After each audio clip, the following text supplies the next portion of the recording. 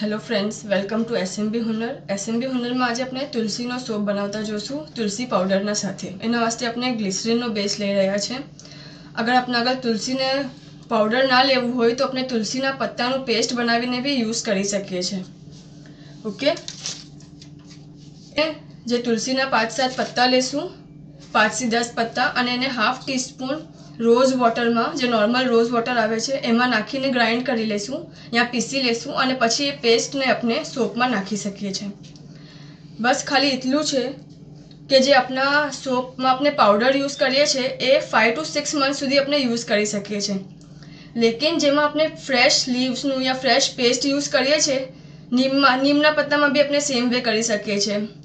એ વિષયને અગર આપણે ખુદ બનાવતા હોય ઘરમાં ને આ વિષયને કરતા હોય, જેમ કે ગ્રાઇન્ડિંગ આવતી હોય જેમાં, તો આપણે એ સાબુને 2 મંથ્સના અંદર યુઝ કરી લેવો જોઈએ, 2 to 3 મંથ્સ અપ્રોક્સ. કેમ કે આપણે આ સાબુમાં કોઈ બી પ્રિઝર્વેટિવ નથી એડ કરી રહ્યા, તો એના વાસ્તે આપણને જલ્દી યુઝ કરવો પડશે. તો બેસ્ટ છે કે અગર આપણને સ્ટોર કરવો છે બનાવીને તો આપણે પાવડર જ યુઝ કરીએ, અને અગર આપણને જલ્દી આપણે યુઝ થઈ જતો હોય તરત જ, તો અગર આપણે લીવ્સ જે પત્તા લેશું અને એને ગ્રાઇન્ડ કરશું તો એ બી ફાઇન છે. સેમ જ છે બે, બસ એની જે શેલ્ફ લાઈફ છે એ કમ થઈ જાય છે. 2 to 3 મંથ્સમાં એને યુઝ કરી નાખવાનો, ફ્રેશ લીવ્સ લેતા હોય તો.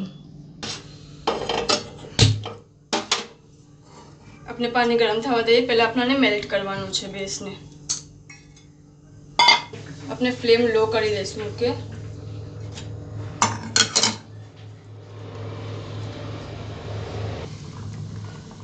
આપણું આ થઈ ગયો છે, આપણે લઈ લઈએ.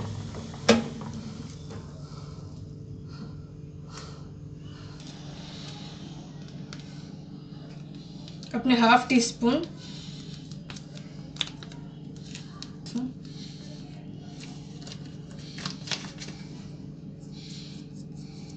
અને ફ્રેગ્રન્સ આપના ચોઈસની. મીન્સ અગર આપણે તુલસીની રેડી મળતી હોય ફ્રેગ્રન્સ તો એ જ લેશો તો બેસ્ટ છે. બરાબર આપણે હલાવી લઈશું.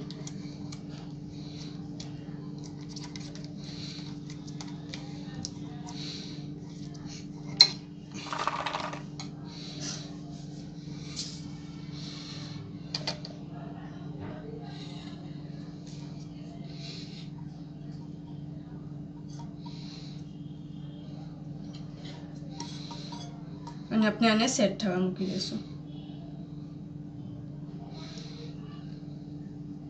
જેટલા જલ્દી આપણે સોપમાં નાખી દઈશું એટલા જલ્દી આપણું જે સોપ છે આપણે પૂરો લઈ શકશું. નહીં તો આપણું થોડું વેસ્ટ થઈ શકે છે, કેમ કે એ સુકાઈ જશે. એટલે આપણને થોડું સ્પીડઅપ કરવું પડશે. અહીંયા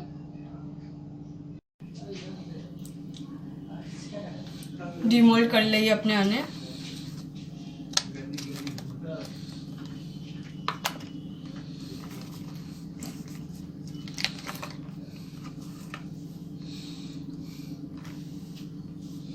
शुक्रान.